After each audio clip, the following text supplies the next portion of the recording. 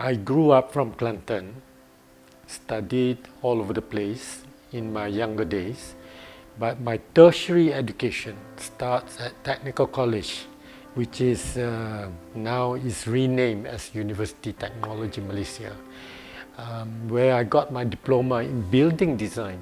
So I started looking into my interest in building, then continue my studies as a degree in architecture at University of Western Australia. This is way back in the 70s. And then I came back, did my tenure at the University of Technology as an assistant lecturer, and then to continue my studies further, to do my master's in landscape at the University of Sheffield. That took us almost 2.5 years, and since then, when I came back, I continued to teach at the University of Technology. Things start to take a different path when I decide to become a consultant, to practice landscape architecture per se. That's when we started this the consultancy Malik Nik and Associates with my partner Mr. Lip in 1983. It's the beginning of the consultancy, and that time we have the privilege of working together under the guidance of Tun Mahathir. He was then the Prime Minister, and it was politically somehow the environment, the politics, the development in landscape was very, very healthy then. And that's when how we got off the ground to flourish until now. I think it begins in Australia because we have a subject of landscape in our program. While being an architect, we are to be involved in various aspects of design, including landscape and also interior design. You cannot run away from it. As you know, being an architect, you are in control, or rather you are to be involved with the building, the interior, and the surrounding landform, whatever it is outside the building. So that's the beginning. And when I came back, there was the so-called landscape as a profession do not really exist then. We do have planting, but it is more of a garden kind of, no serious aspect of the landscape per se. So that triggers me to look into further doing landscape architecture as another branch of study and being involved, truly being involved in that subject.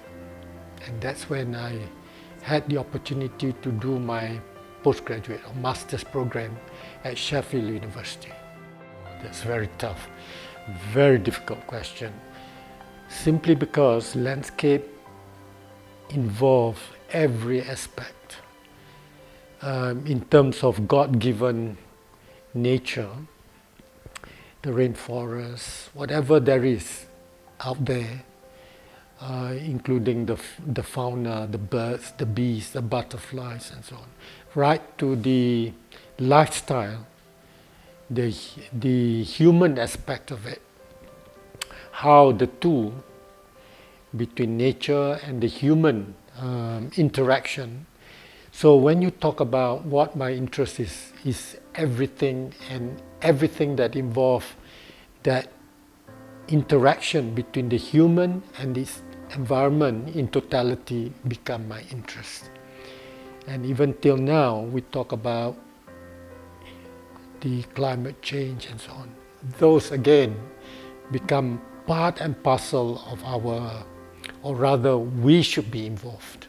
Yeah, One is our interest, but the other aspect is that we should be involved because it affects the whole ecosystem of the human involved into the landscape or the environment.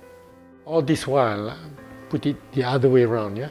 All this while I've been thinking of how my profession, being a landscape architect, can contribute to this nation. And I've always been thinking of looking for a special or specific identity that recognize the landscape of Malaysia. And what it is that comes into my mind was looking at our cultural aspect, our arts, our culture, our heritage, whatever it takes to portray what it is that can identify the landscape of Malaysia. We have often heard of Chinese gardens, Japanese Zen gardens, etc. But what is it in Malaysia? So my focus was then, when we were privileged enough during one of the international conference, that one comes into my mind was Chogam. And Tun Mahathir chose Langkawi to be the venue for all the leaders of the Commonwealth nation to gather in Langkawi. And we were asked to furbish areas of Langkawi for the visitation. And they say one of the location was Makam Mahsuri, the cemetery of the unfortunate princess of the island. So we were given that spot to refurbish. And what we have done was, it was in very poor state. It's just a cemetery surrounded by all these shrubs and the surrounding village then. So we worked on it furiously, was going around how to portray this beauty, this the tenderness, the love of this princess of Langkawi, Mahsuri. And we came up with a master plan. Of course, we showed to Tun Mahathir, this is what we think should be, and he agreed. One of it was to take hold of the cemetery itself, and we thought we must have traditional building that portray the beauty of Mahsuri. So we scouted around the village. In an adjoining village, we saw this wooden house, really beautiful. So we negotiated, we bought it, we dismantled it, and we restructured it within the confinement of the cemetery to portray. Of course, we upgrade the cemetery, and we dig a well. We did everything itself. We did all the little components of what the village should have to portray this princess. And this is the beginning of my interest in creating that special niche or idea of a landscape that portray a certain identity. And from there, being trained in architecture and all, my interest in traditional building also sort of give me a helping hand to put the things together. That is the beginning. Of course, after that, we move on to other development. But all the while, the idea of traditional or heritage or cultural landscape has always been in my mind. You can. It's just that there is no borders or no boundaries pertaining to this identity. Now, when you talk about in totality, we also talk about micro identity. Yeah.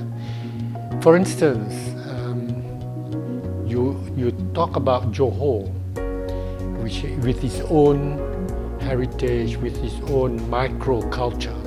And then you go up to the north, to Kelantan, Terengganu, where the Thai culture and language, food, lifestyle, there's a slight twist.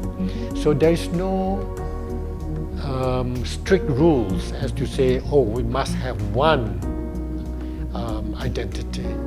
Not necessarily.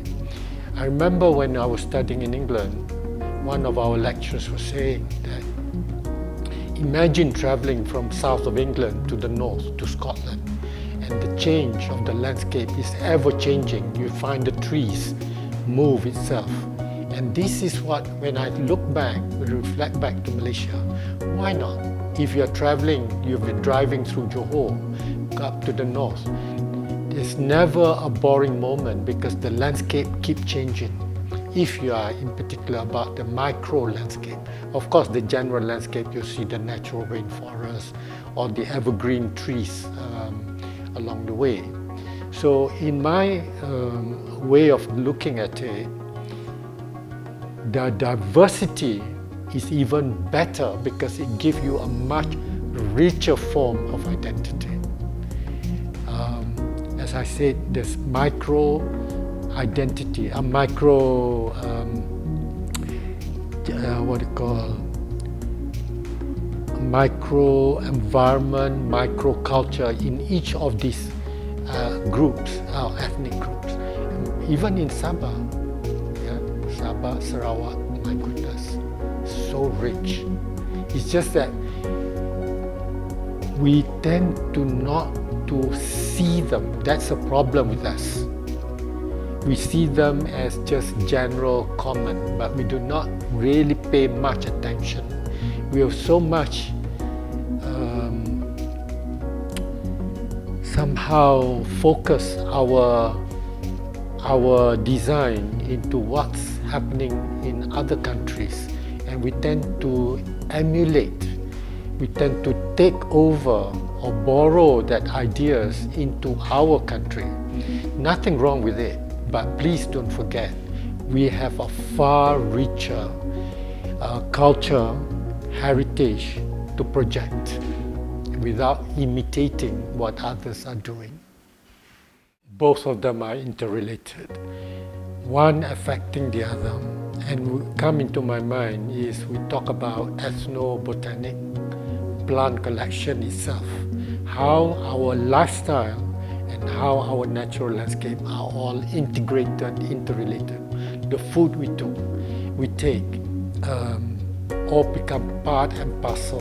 And it's just that we ignore these so-called ethnobotanic plants. We think that they're just for diets and so on. But when you explore, it's for diet, for food, for our clothing, for our medicine, for our ritual usage, for our utility usage. You just name it. So our lifestyle and our natural landscape, both the flora and the fauna, all integrated and become part and parcel into one nice package.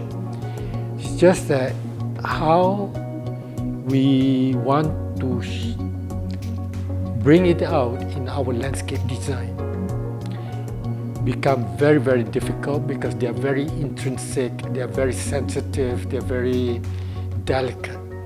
It takes a very strong-minded designer to say, let's move on, let's do it, whatever it takes. Now, for instance, just a simple plant of daun pokok kaduk. We ignore them for many years because we think that's just for food.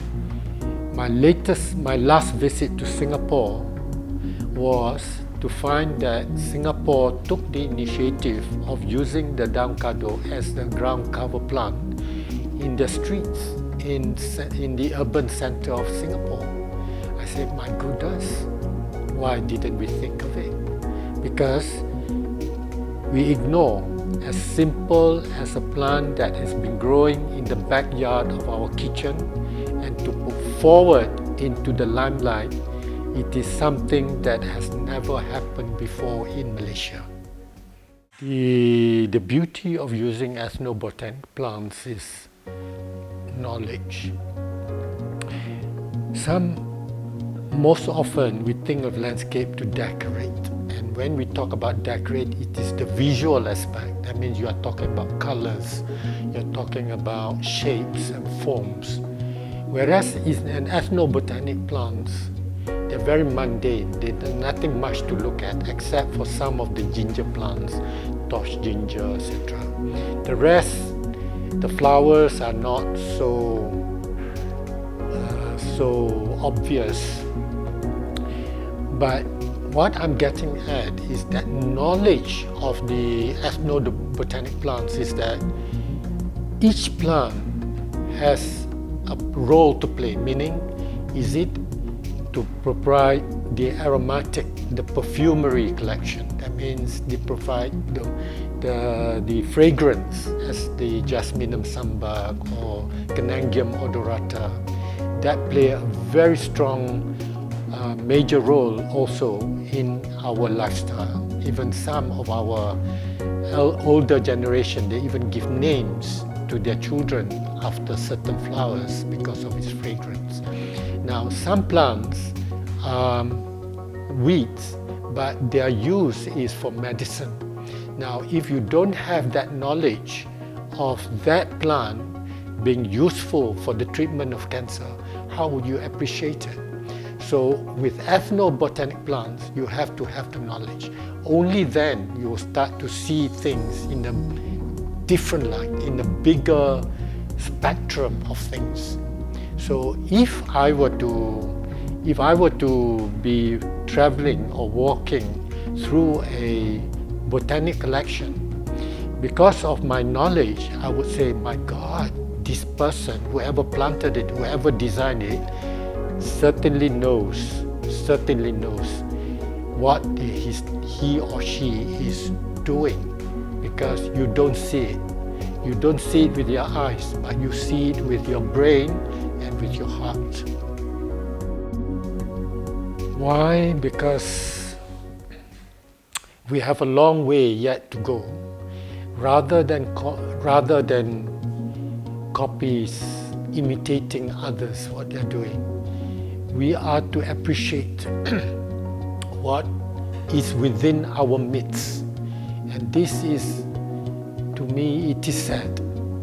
It's sad we have this rainforest with multitude of variety of plants, the diversity in ecology, the birds, etc., the flora, the fauna. And our landform is tremendous from the coast to the mountain. Yet, we have turned ourselves away. Why? Why not we look back into what we have and what are the potentials that what we have can be developed into greater heights, rather than having imitations or copies of what they're doing elsewhere. I strongly suggest or believe that we would be better, we would be enriched by encouraging our new and young minds in landscape design to be introspect, to look back and to reflect what we have and develop from there. Now, thinking about our landscape design, if we don't develop the skill, the knowledge, the appreciation now, I'm afraid this heritage, so-called legacy, will slowly take its toll of dying or fading away. Because we tend to appreciate not our cultural landscape, but we tend to appreciate borrowed cultures from other countries, particularly the West. And you can already see our lifestyle now is slowly going away and away and away from our own cultural tradition. So the issue would be now, let's wake up, let's do something about it before we start to lose this so-called knowledge or group of people who have the knowledge, who will be slowly leaving us behind. And if we recoup in our education system, is to start collecting all the information, all the data, get ourselves in tune with our original culture before it starts to be overtaken by the West. Let's look back and do our own so-called evaluation, which are to be developed, which are to be taken away. I see that each of them have a role to play, so there is no conflict. There are certain situations where you need to have certain design module to fit that particular situation. So in terms of, if you say heritage, will there be in it? No, there's a time. When you look back at our modern lifestyle in the urban centers, and give you an example, we are now doing a project in Taman Bukit Melawati. It's a natural forest, a secondary forest with hills and so on. But weekends, thousands of people go to visit, either just for hiking, whatever it takes, sightseeing and so on. Why is it that we have all these contemporary gardens, landscape parks all over the place? Yet places like this, with its own natural landscape, not contrived, it is as natural as it takes, people will still go. Why? It always irks me when you start thinking about it, that each of the design, whether it's contemporary, postmodern, or as natural as it takes as the rainforest, each of them have a role to play in each individual situation. So there is no conflict. The way I see my role now is actually to train the young minds into appreciation of our natural landscape, and in particular to our heritage, because we have got a lot in our country. Now,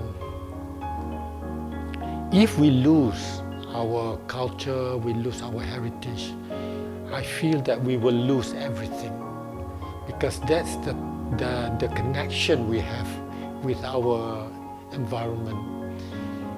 We need to appreciate, we need to go into deeper connection, have better relationship within our midst. You don't need to go far. You don't need to go far. So my thoughts now is really to be given the opportunity to start training, to start being involved with the next generation, to carry on with what we have been doing in the past 30 over years.